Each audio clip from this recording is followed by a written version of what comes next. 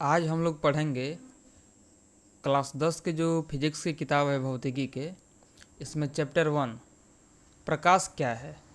सबसे पहले प्रकाश के बारे में हम लोग एनिमेशन के माध्यम से आसान भाषा में समझेंगे प्रकाश क्या है, कैसे काम करता है। हमारा इसमें सबसे पहला प्रश्न आता है कि प्रकाश क्या है, या ये भी कहा जा सकता है कि प्रकाश किसे कहते हैं।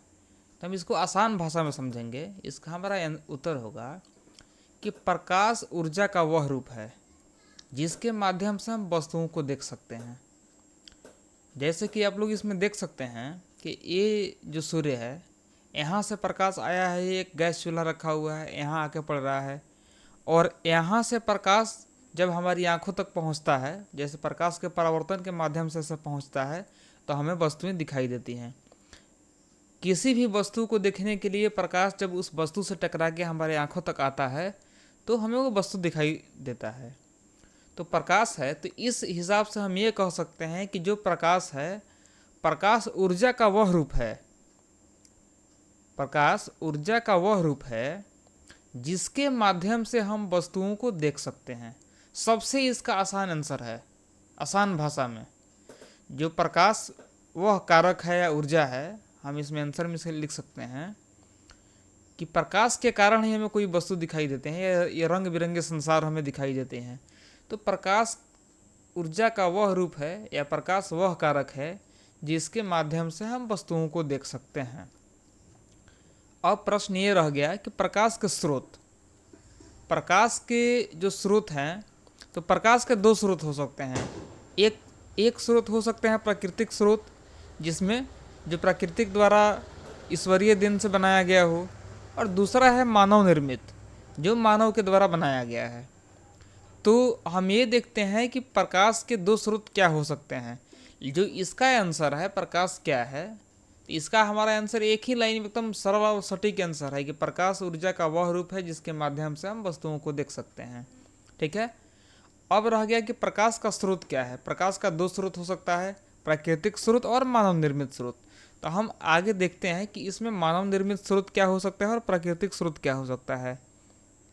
तो इसमें जो हमारा पहला स्रोत है, तो प्रकाश का प्राकृतिक स्रोत देखिए, जो प्रकाश का ये प्राकृतिक स्रोत है, तो ये सूर्य, जो सूर्य है ये प्राकृतिक स्रोत है, इसे मानव ने नहीं बनाया है और ये बरसों बरसों से चला आ रहा है। तो ये हमारा प्राकृतिक स्रोत क्या है, सूर्य हो सकता है।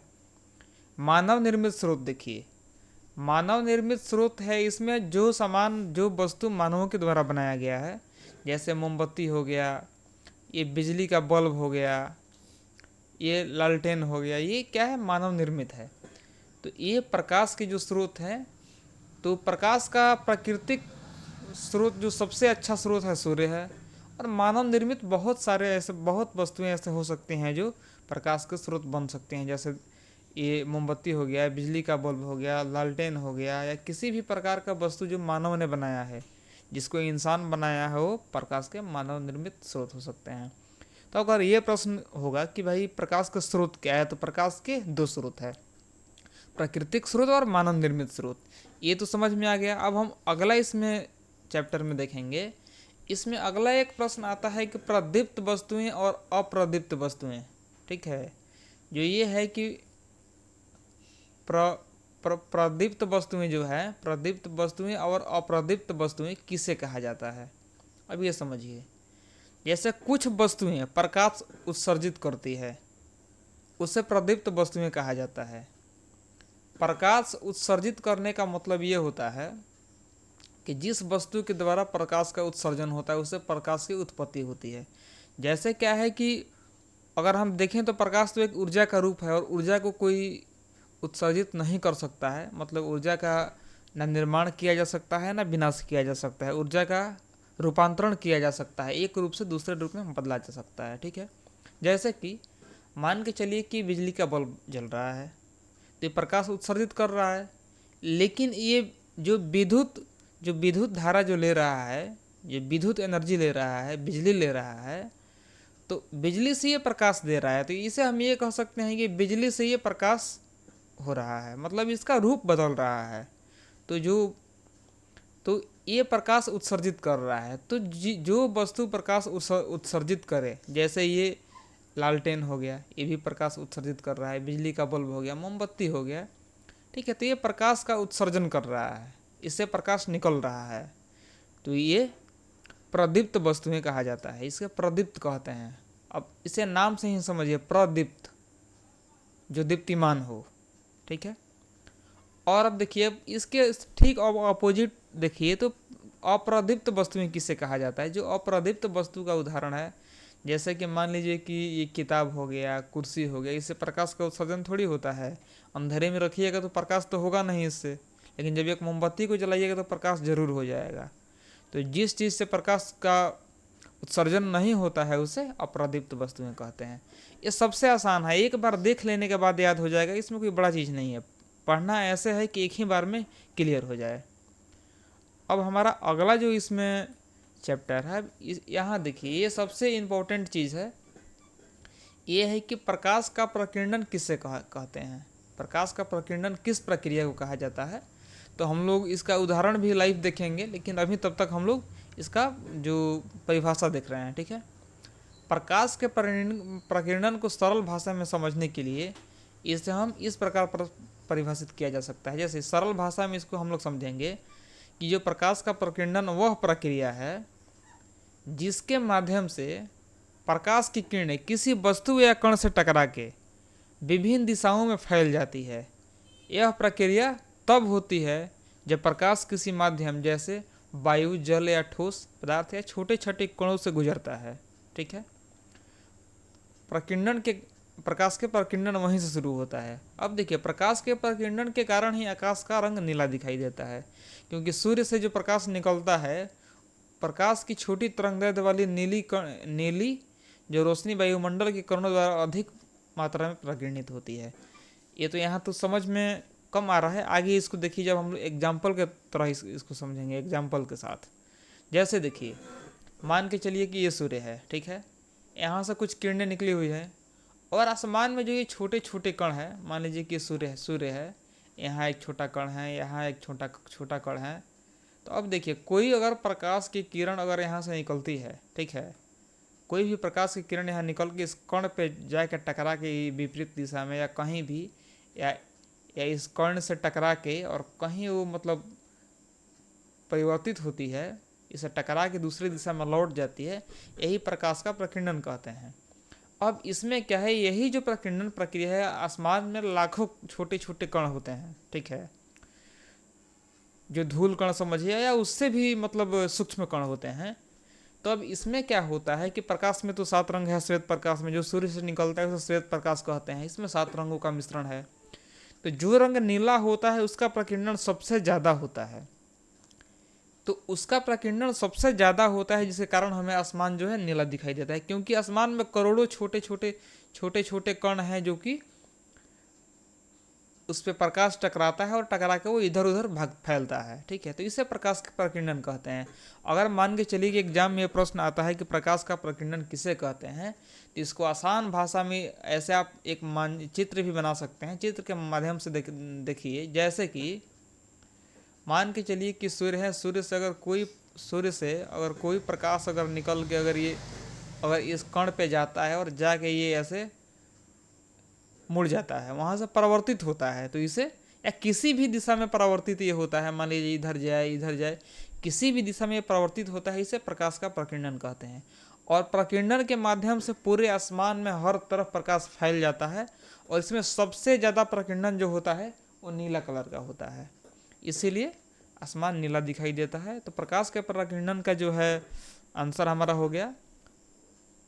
अब इसमें आंसर में भी आसान भाषा में लिख सकते हैं कि किसी भी स्रोत से जब प्रकाश निकलती है और सूक्ष्म कणों पर टकरा के या छोटे छोटे कणों पर से टकरा के वहाँ परावर्तित होती है, इसे प्रकाश का प्रकीर्णन कहते हैं आसान भाषा में, ठीक है। अगला जो हमारा इसमें 3 नंबर प्रश्न है कि प्रकाश की किरण किसे कहते हैं, ठीक है। तो देखिए, प्रकाश की किरण जिस सीधी पथ से गुजरती है, यहाँ ध्यान दीजिए, मान के चलिए कि ये सूर्य है और इसमें से एक प्रकाश की किरण निकला और सीधा ऐसे गुजरा, ठीक है।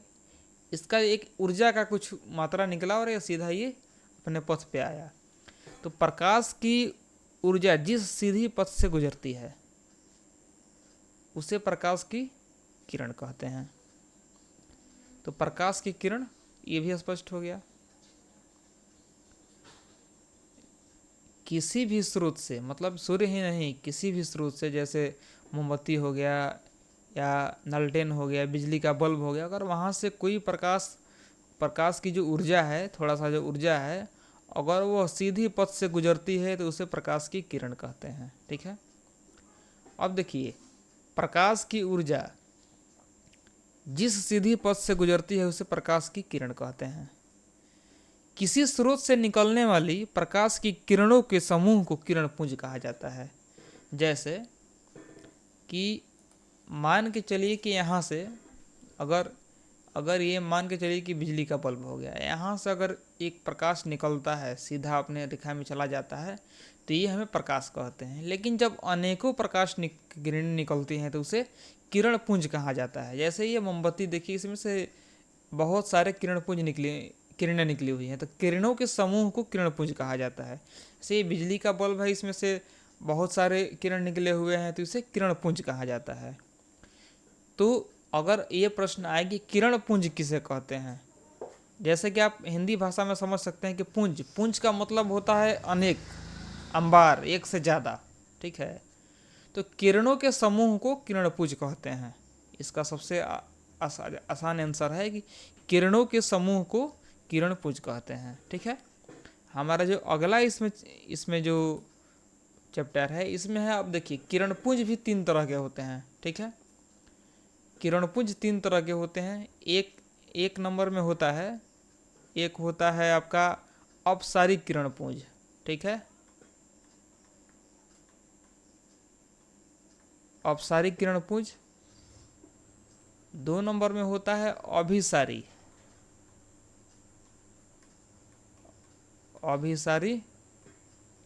किरण पुंज। और 3 नंबर में होता है समांतर किरण पुंज, ठीक है। अब देखिए, इसमें अभिसारी किरण पुंज किसे कहते हैं, ध्यान से इसको एक बार समझ लीजिएगा, हो जाएगा। अब यहाँ ये चित्र को देखिए, जैसे कि ये एक बिजली से जलता हुआ टर्च है। ये जो टर्च है विद्युत ऊर्जा से जलता है, बैटरी से जलता है, ठीक है। तो ये टर्च है। अब इस टर्च से जो किरणें निकली हुई हैं वो क्या हुई हैं, फैली हुई हैं। जैसे कि देखिए, यहाँ से एक जगह से ये किरणें निकल रही हैं और यहाँ ये किरणें फैल गई हैं, ठीक है।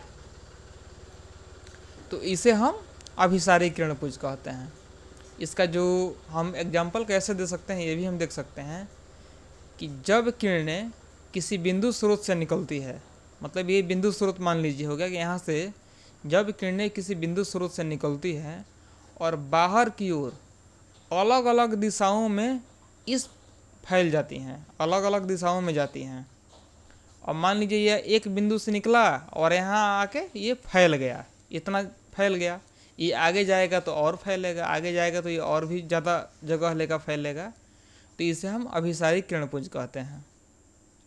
अभिसारी किरण पुंज का इसका उपयोग कहाँ होता है, इसका जो सबसे अच्छा उदाहरण है टॉर्च। एक टॉर्च से निकली हुई प्रकाश की किरणें अभिसारी किरणें होती हैं, क्योंकि टॉर्च एक स्रोत से बाहर की ओर फैलती है। जैसे ये आप इमेज में देख सकते हैं। दूसरा है हमारा समांतर किरण पुंज। तो इसका जो हमारा आंसर देखिए कि इसमें क्या होता है कि प्रकाश की किरणें सीधी लाइन में निकल जाती है, ठीक है। जैसे कि आप देखिए, यहाँ पे इसका एग्जाम्पल है, प्रकाश की किरणें यहाँ से निकली है और यहाँ सीधी जहाँ तक गई हैं वो सीधी चली गई हैं, वो ना एकत्रित हुई हैं और ना ही वहाँ से फैली हुई हैं। तो इसे हम समांतर किरण पुंज कहते हैं। तो इसमें है कि यह स्थिति तब उत्पन्न होती है जब किरणें वस्तु से समांतर रूप से होती हैं। यह स्थिति तब हो सकती है जब किरणें परावर्तक या अपवर्तक सतह से अभिसारित होकर समांतर रूप से बाहर आती है, ठीक है। जैसे अब ये है कि उदाहरण इसका देखिए, दूरबीन से निकलने वाली जो किरणें होती हैं समांतर होती हैं, लेजर लाइट से निकलने वाली किरणें जो होती है वो समांतर होती हैं। ठीक है, तो इसका हम सिंपल उदाहरण लिख सकते हैं कि समांतर किरणपुंज किसे कहते हैं। तो यहाँ यहाँ ये हम लिख सकते हैं कि एक प्रकाश एक स्रोत से, किसी भी प्रकाश के स्रोत से निकली हुई किरणें जो एक समान अपने पथ पे आगे बढ़ती हैं उसे हम समांतर किरणपुंज कहते हैं। ठीक है, अब देखिए ये समांतर किरणपुंज हो गया। अब एक हो गया अभिसारी किरणपुंज, तीसरा। तो अभिसारी हम यहाँ एग्जाम्पल में देख लेते हैं। मान के चलिए कि ये एक प्रकाश का स्रोत है, ये यहाँ से हमारा किरण निकला और मान लीजिए कि एक लेंस में ये घुसा हुआ है, एक लेंस के माध्यम से यहाँ दिखाया गया है। अब इस लेंस में गया और यहाँ ये लेंस क्या किया कि इस किरणों को एक जगह एकत्रित कर दिया किसी बिंदु पर, यानी कि यहाँ ये जो बिंदु है यहाँ पे ये ला के किरणों को एकत्रित कर दिया। ठीक है, इससे हम अभिसारी किरणपुंज कहते हैं। ठीक है, जैसे देखिए इसका भी आंसर देखिए कि जब प्रकाश की किरणें किसी स्रोत से निकलने के बाद एक बिंदु पर केंद्रित होती है, इसे हम अभिसारी किरणपुंज कहते हैं या कहा जाता है। आमतौर पर यह तब होता है जब किरणें किसी उत्तल लेंस से होकर गुजरती है और एक बिंदु पर मिलती है, जिसे हम फोकस भी कहते हैं। ठीक है, जैसे एक आवर्धक कांच से गुजरने वाली किरणें, जैसे आइए इसका हम जो एग्जाम्पल है हम देख लेते हैं। ठीक है, इसका एक एनिमेशन के माध्यम से हम देख लेते हैं। जैसे देखिए, मान के चलिए कि ये एक किरणपुंज है। ठीक है, ये एक टॉर्च है, हमने टॉर्च को ऑन किया। ठीक है, हम यहाँ उत्तल लेंस एक ला के लगा दिए। तब क्या हुआ कि यहाँ सारी किरणें यहाँ आके एक जगह एकत्रित हो गई इस बिंदु पे।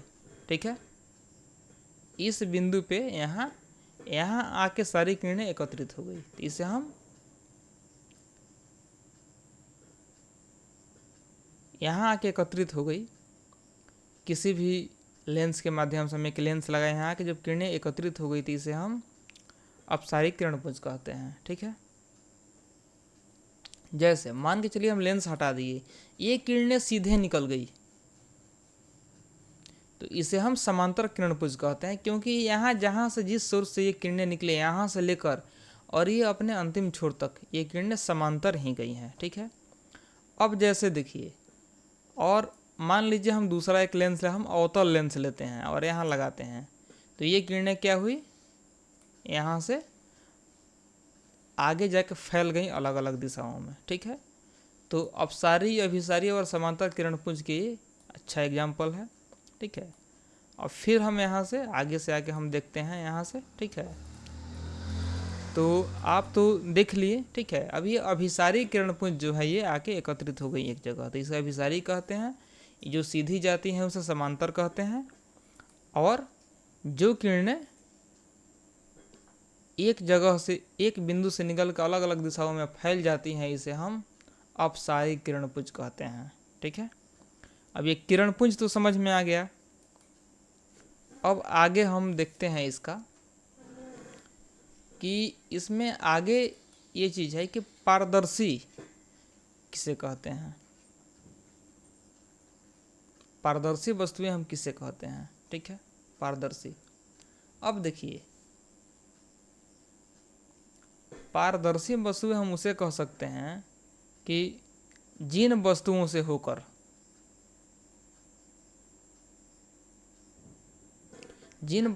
होकर प्रकाश की किरणें पूरी तरह से गुजर जाती हैं और जिनके आर पार स्पष्ट रूप से देखा जा सकता है, उन्हें हम पारदर्शी वस्तुएं कहते हैं।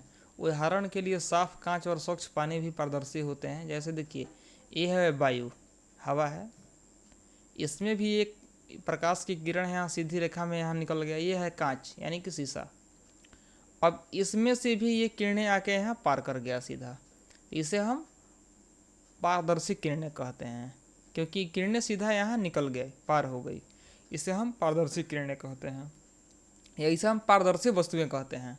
ठीक है, क्योंकि हमें इस वस्तु का एग्जाम्पल देना है ना, तो जिस वस्तु से होकर प्रकाश की किरणें पूरी तरह से गुजर जाती है और आर पार स्पष्ट रूप से देखा जा सकता है, उन्हें पारदर्शी वस्तुएं कहते हैं। उदाहरण के लिए देखें तो कांच, स्वच्छ पानी पारदर्शी होते हैं। ठीक है, अगला जो हमारा प्रश्न है कि परभासी किसे कहते हैं। यही देखिए, ये थोड़ा सा समझने वाला प्रश्न है। ठीक है, परभासी किसे कहते हैं? जिन वस्तुओं से होकर प्रकाश बहुत कम गुजरता है और उनके पार की वस्तुएं दिखाई देती हैं लेकिन धुंधली दिखाई देती हैं, उसे परभासी वस्तुएं कहते हैं। उदाहरण के लिए धुंधला कांच या तेल में भी डूबा हुआ कागज पारदर्शी होते हैं। उदाहरण के लिए यहाँ पे एक छवि दिखाई गई है, जैसे देखिए एक कांच है, धुंधला कांच है, इसके पीछे कोई व्यक्ति खड़ा है। हमें ये तो दिख रहा है कि कोई व्यक्ति है, कोई इंसान जैसा है, लेकिन कौन है, उसका चेहरा कैसा है, हम ये स्पष्ट नहीं देख पा रहे हैं। इसे हम परभासी वस्तुएं कहते हैं। जैसे देखिए, मान के चलिए कि जैसे इसमें जो आदमी पीछे खड़ा है तो वो स्पष्ट नहीं, उसका हम आंशिक रूप ही देख पा रहे हैं, इसे हम परभासी किरणें कहते हैं। तो इसका हम एग्जाम्पल आराम से हम एग्जाम में लिख सकते हैं। अगर आता है कि परभासी वस्तुएं किसे कहते हैं या परभासी क्या है, तो जिन वस्तुओं से होकर प्रकाश बहुत कम गुजरता है और उनके पार की वस्तुएं धुंधली दिखाई देती हैं, उसे परभासी वस्तुएं कहते हैं। उदाहरण के लिए आप दे दीजिएगा धुंधला कांच, तेल से भीगा हुआ कागज, ये सब परभासी वस्तुएं हैं। हमारा जो अगला प्रश्न है, अपारदर्शी किसे कहते हैं? अपारदर्शी मतलब जिसके आर पार नहीं देखा जा सकता है, उसे अपारदर्शी कहते हैं। इस देखिए, ये क्वेश्चन में ही इसका आंसर है। ठीक है, कि अपारदर्शी किसे कहते हैं? तो जिन वस्तुओं से होकर प्रकाश नहीं गुजर सकता और जिनके आर पार कुछ भी दिखाई नहीं देता है, उन्हें अपारदर्शी वस्तुएं कहते हैं। उदाहरण के लिए लकड़ी, धातु और पत्थर अपारदर्शी होते हैं। जैसे मान लीजिए ये पत्थर रखा हुआ है और यहाँ से प्रकाश की किरण डाला गया है, लेकिन ये किरण यहाँ थोड़ा सा भी यहाँ नहीं दिख रहा है, तो ये अपारदर्शी वस्तु का उदाहरण है। ठीक है, अगला जो हमारा प्रश्न है कि प्रकाश का परावर्तन किसे कहते हैं। आप इसे देख लीजिए, प्रकाश का परावर्तन किसे कहते हैं? जब प्रकाश की किरणें किसी सतह पर गिरती है या टकराती है और उस सतह से टकरा कर वापस लौट जाती है, इस घटना को हम प्रकाश के परावर्तन कहते हैं। लाइट ऑफ रिफ्लेक्शन कहा जाता है। ठीक है, परावर्तन के कारण ही हम दर्पण में अपना चेहरा देख सकते हैं। तो आइए इसका हम एक एनिमेशन के माध्यम से हम इसका एक एग्जाम्पल देखें। ठीक है, अब आके हम देखते हैं। देखिए, जैसे कि हम यहाँ दो माध्यम बनाएंगे। ये जो ऊपर वाला वाइट वाला दिख रहा है, ये आपका क्या है? एयर है, यानी कि हवा है। ठीक है, और जो नीचे वाला भाग है, ये मान के चलिए कि हम इसको पानी कर देते हैं। ठीक है, नीचे वाला पानी है या ग्लास है, शीशा है या कोई अन्य चीज़ है। ठीक है, मान लीजिए कुछ अन्य चीज़ है।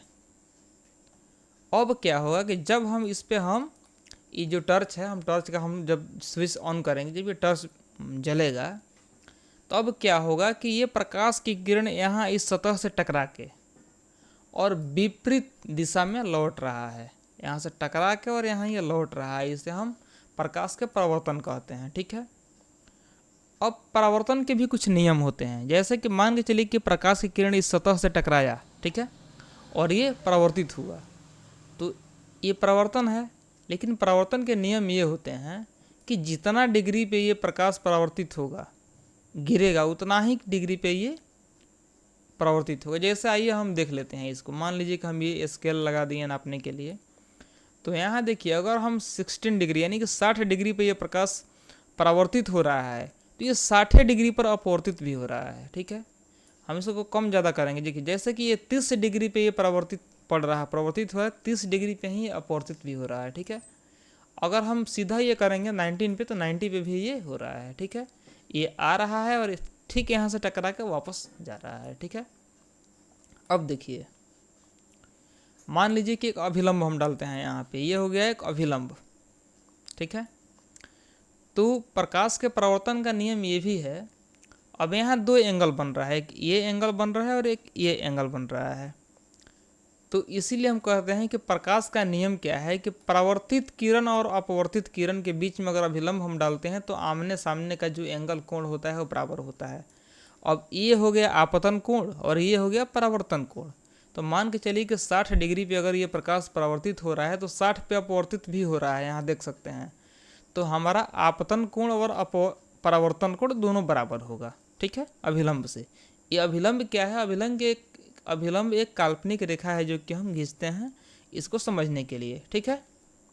तो प्रकाश के परावर्तन भी समझ में आ गया कि प्रकाश की किरण जब किसी वस्तु से टकरा के उसके विपरीत दिशा में लौटती है, वापस लौटती है, इसे हम प्रकाश के परावर्तन कहते हैं। आप ऐसे देख लेंगे तो एक ही बार में याद हो जाएगा, ये स्पष्ट हो जाएगा, ठीक है। ये प्रकाश का परावर्तन है और इसमें क्या है कि आमने सामने का जो दोनों एंगल होता है वो बराबर होता है। अब आइए हम इसमें देख लेते हैं आगे, ठीक है। समझ में तो आ गया यहाँ पे। अब यहाँ आगे आके आप देखिए, जैसे कि यहाँ भी एक दिखाया गया है, ये आपतित किरण है। जो किरण इस पे आके पड़ती है इसे हम आपतित किरण कहते हैं। ये दर्पण पे आके गिरी है यहाँ पे और फिर ये इधर परावर्तित हुई है।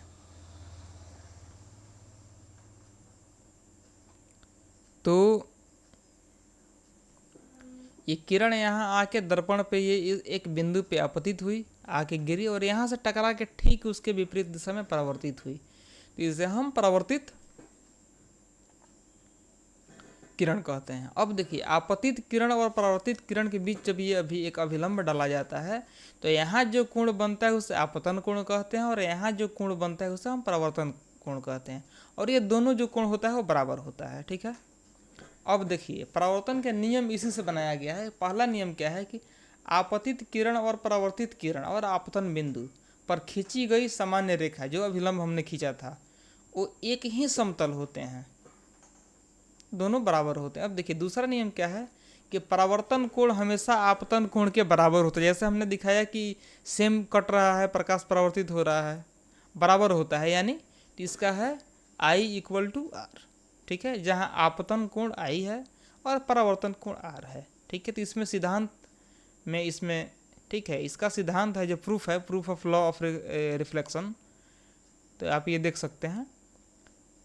आवश्यक सामग्री में इसमें क्या है, इसको समझने के लिए सिद्धांत के एक हमको समतल दर्पण चाहिए जो ऐसे बराबर हो, समतल दर्पण चाहिए, एक लेजर चाहिए या कोई प्रकाश का सोर्स चाहिए जिससे हम प्रकाश परावर्तित कर सके, कागज़ चाहिए या स्क्रीन चाहिए और एक प्रोजेक्ट चाहिए, कोण मापने के लिए कोई एक मतलब स्केल चाहिए या उसका पैरामीटर कोई एक चाहिए, ठीक है। तो ये परावर्तन का नियम, इसको हम विस्तार से अगले वीडियो में बनाएंगे। आज के लिए इतना ही, धन्यवाद।